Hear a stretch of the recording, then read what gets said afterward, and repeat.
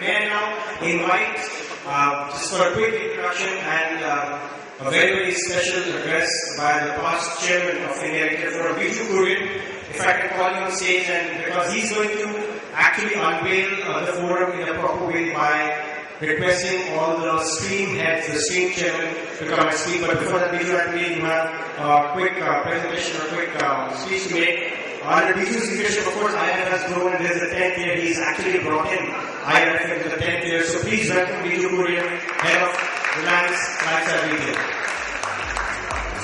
Good afternoon, and we're about 20 minutes behind schedule. But this is the last session before we go for lunch. So I'm sure we'll be waiting to get off from the hall and join it for lunch. This is the 10th edition of IRF, and I think what we've seen over the last 10 years has been different kinds of IRFs. Conferences typically held in the months of September and October. Conferences in different contexts. I remember IRF 2006, where there was a lot of exuberance about modern retail, a lot of new retailers that come to the market. And we also had a lot of people from international markets flocking to India to be able to understand what's happening in the Indian retail market. We had conferences in 2009 when we were wondering whether we should actually hold a conference around. In fact, in 2008, because I think the conference was 2 days after the Lehman crisis. So I think when we look at any conference, what we need to understand is that these conferences tend to be set in a certain context. And if we need to understand these conferences in the context in which they are set. To set context, if we were to look at what we need to really understand around this, we know that no business actually can operate independent of the economic climate of a country. We know that no business can operate independent of the political climate of a country, and no business operates without a consumer for the business. So if we had to reflect on the economy, we hear a lot of bad news. On the one hand, we have inflation, we have growing unemployment, we have the dollar and the rupee changing its equations on a daily basis. We have the stock market actually yo-yoing around the 19,000-20,000 mark. So there is a lot of dynamism in the economy. Normally in this positive dynamism, we're quite happy because everything is moving upwards. But when it's yo-yoing, then we're a little more concerned. So we look at some of the macro factors which are affecting us in terms of GDP growth, which has now gone sub 5% in the last quarter. We've got inflation, which continues to be very, very stubborn. Vegetable inflation in the last month was at about 26%. Meat and fish is at about 14%. Cereals at 14%. All of this are pinching the consumer's pockets. Interest rates continue to be high. Industry is suffering from credit squeeze. And there are myriad other problems which are there which affect Indian industry at the macro level. And if you look at it at a micro level, at the industry level, we have problems in the auto sector. Last month was the first month when they had positive like-for-like growth after several months of decline. We have the real estate sector, which is also currently challenged. The consumer product sector, which was growing high all these quarters, and in the last quarter it actually dipped to around 10% in terms of like-for-like growth. We have commodity prices, which on the one hand are declining, yet on the other hand, we still have margins under pressure because everybody is promoting their way to greater sales. So there are several economic factors which are affecting us, most of them negative and some positive. If you look around us in the world, what we have is that we seem to be staring at the US actually leading some kind of a world economic growth. Europe certainly is not as bad as what it was last year. China PMI data, which came in over the last couple of years, seems to indicate that it's back again on the recovery path. Several of the Middle East economies which were affected in the past seem to be doing much better. And certainly in terms of social tensions, the Syria war, as we imagined it to be, is today not so much a reality. We had the Iranian president talk about making peace with the US and wanting to be friends. Some of the Middle East political tensions which have exacerbated the price of commodities, especially oil, certainly have declined over the last couple of months. So on the one hand, in the world, we seem to be having a much better state of mind than what we have in India. If you look at it in the political context, of course, it's the run-up to elections, so every single party is fishing in troubled waters. So whether it is something which is happening in Muzaffarnagar, or whether it is to make the right political or the wrong political statements, we have Yashwant Sinha saying that we will not allow Walmarts to come into this country yesterday. So there are different parties who make different sounds depending on what seems to suit them as far as the elections in 2014 are concerned. We have generosity, which of course we should expect in the last 9 months. We will certainly have a lot of largesse thrown in, and a lot of the current account deficit challenges will certainly be thrown out the windows when we look at what's going to be happening over the next few months. Several states are due to elections in December, some of the others are due to elections next year. So we should imagine a situation where decisions are not going to be taken easily, and certainly decisions if taken will tend to pander more to voter sentiment rather than to economic sentiment. Look at it from a consumer perspective, cautious and concerned, and that's exactly the way I would describe the consumer of today. Looking at two indices which exist today for the Indian consumer, one is the business cycle, and if you look at the business cycle, which is basically the index of industrial production, what you do see here is that over the last 2 years, 2011 onwards, the index has actually performed below the average over the last 21 years. On the other hand, if you look at the consumer sentiment, there are three parts to it. One part is in terms of the outlook, and the second is in terms of what they believe the market to be. And if you do look at it, and any plunging line normally means something not very good, unless of course it's something to do with the currency. But typically this is over the last couple of months certainly soured a bit. So is it really bad news that we are facing at this point of time? We all understand, I think Arun spoke in the morning about the fact that India by 2020 will be at $865 to $900 billion retail market. We also talked about the potential which is there for e-commerce in this country. We had both Rameek and Abhishek speak in the morning about the fact that in India today, there are several positive indicators which augur well as far as the future is concerned. So when we look at it from a long-term potential perspective, what we see is a market here which on a per capita basis is about a quarter of the per capita consumption, retail consumption of China. So we know that we can't go any lower. The only way we can look forward to is to be able to, even if we get to a third, it certainly means that we will grow by 33%. Positive consumer trends, positive customer trends which are happening. Young customers, people demanding better brands, aspirational customers, all of which point spread. The retail industry, as Kishore said in the morning, is also learning and evolving. So it's not an industry where we come in and say that we do what somebody else did. In many cases, you have to plow the furrow yourself because you're creating a new model. So this is an industry which is also learning, and in the context of learning and evolving, I'm sure we will also get wiser. Profitable revenue models are emerging. A lot of us used to see red on our balance sheets over the last few years, but certainly what we are seeing today is that some of the segments, some of the formats are actually turning profitable. And that I think is something very positive. Growing understanding, Kishore again alluded to this in his conversation earlier, where he said that we all need to work together. And this means whether it's a mall developer, whether it's a supplier, whether it's somebody who's actually providing the services in your store, there is an opportunity for all of us to be able to work together, to be able to build this industry to a much greater size. So while the present certainly doesn't look so good, we all are positive, we all are optimists, and we all live in the fact that we have a country where the potential certainly can only go up, and we can certainly do much better in the future. So this year what we've done in the case of IRF has been to be able to actually take some of the themes which we think are critical and important as far as Indian retail is concerned, and then create streams around these themes. So the first theme that we've got is retail technologies, and this is about the various things that, I've just captured a few things. A small Indian retailer in Pune and Maharashtra, dairy and sweets and savories, who uses RFID in the store to be able to enable a customer to walk across the counter and come to the cash till and then be able to get charged immediately rather than having to make bills in several places.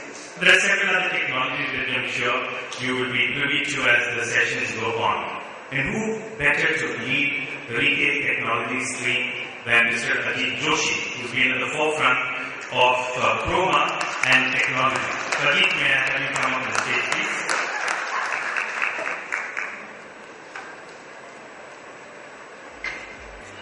So Ajit will actually anchor the retail technology stream.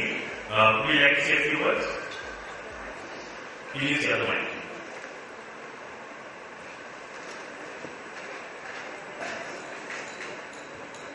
Usually I was just really wondering why I was chosen to hit this station, but I think probably I said a lot of technology, and that's the reason Amitabh asked me to share this. So Amitabh, you know the reason best, but no, I do understand technology. And technology can change the life of a retailer.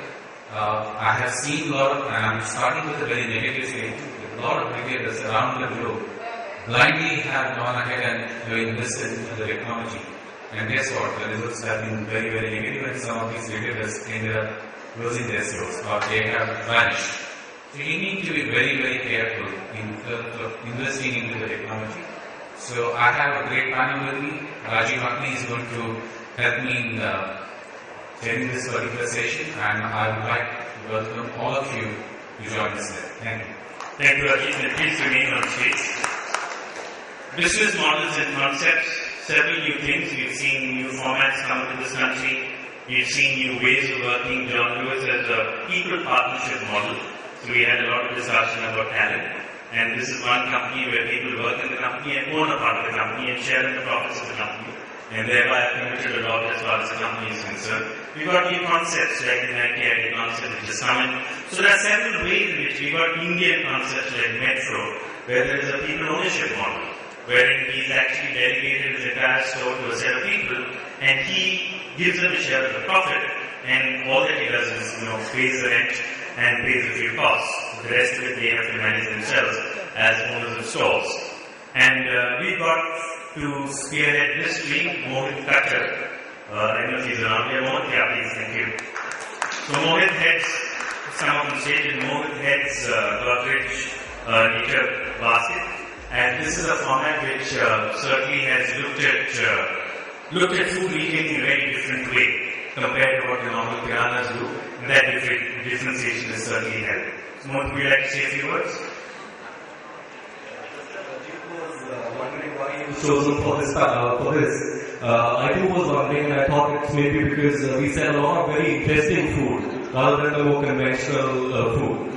But having said that, yes, there have been lots of new business concepts, lots of new business models, lots of new formats that have come. Some have stayed and some have gone by.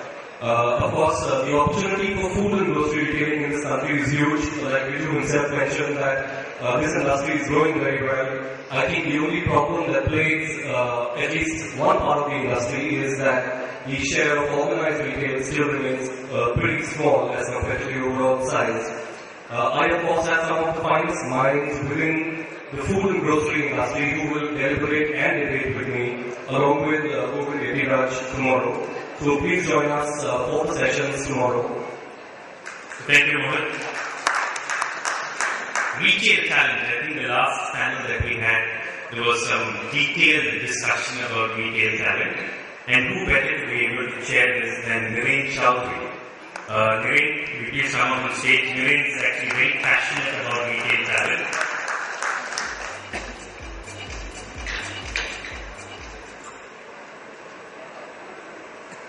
So, I wasn't trying to guess why I was chosen to retail talent. I think I passionately believe that people is the real difference. People is the real deal. I really believe that the only leadership ability that matters is how good you are with people, and the only organizational capability that matters is how good your people are. And I think in the context of India, it's a strange paradox that we have 1.2 billion people, and yet even as we hire 8 or 10,000 people every year, we really struggle to find the right quality of people for our stores, in the right city, in the right region, in the right state, and so on. So, at the face of it, it seems like a paradox. We have a country which is so rich in resources, such incredible availability of talent, but finding the right talent at the right time, in the right place. So, I think a very important topic. I believe that the only way to execute business strategy is to have people strategy. Where are you deficient in terms of competencies, where you need to buy people, build people, bind people. And therefore, I think I feel privileged to be chairing this particular session. I think there are 3 very interesting sessions that are planned as part of this event. One is we will have a session on retail for life, where we will have legends in the retail business talk about their personal journeys. Then we have some retailers who run family-run businesses talking about how they will transition to the next generation.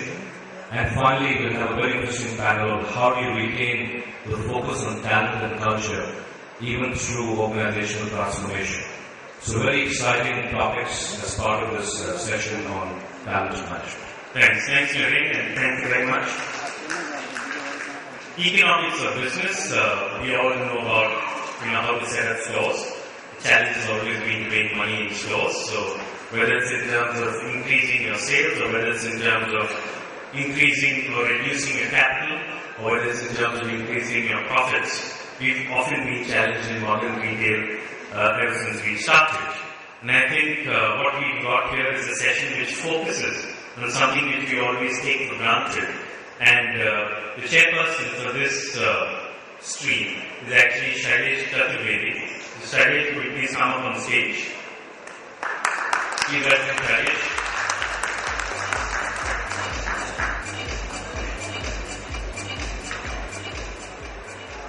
Thanks, Viju. Just a quick comment. I would say the conference today started with a big comment on Indigo's profit 70 crores, and I think that sets the tone for the economics of this business. And I hope in the next 2 days we will hear and learn a lot about making that kind of sort of money. I also want to comment on what we heard from Mr. Vianney in the morning. He said earlier we would have expanded, but now we want to perfect before we expand. I think these are the kind of learning you will get to hear in the next 2 days, and those kind of learning will help all of us to improve on the economics of our business. Thank you. Thanks, Shailesh. Retail execution. I think Sandeep spoke earlier about the fact that he's got 300 stores across several countries, and in a services business, you're only as good as how good your people are.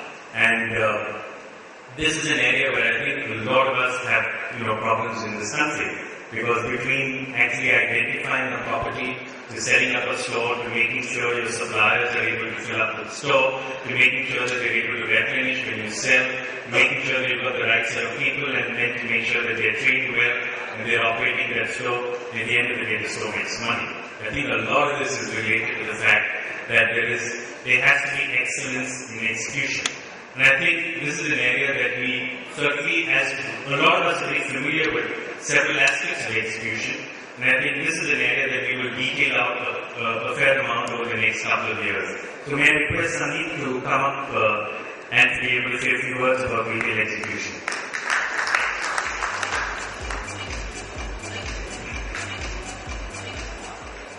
Thanks, Viju.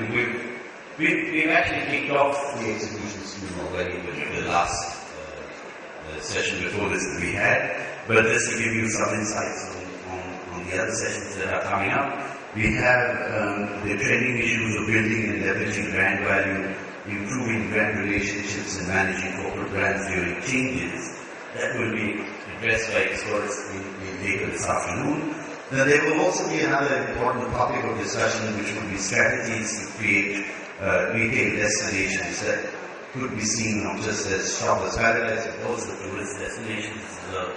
This is a discussion that's coming up tomorrow.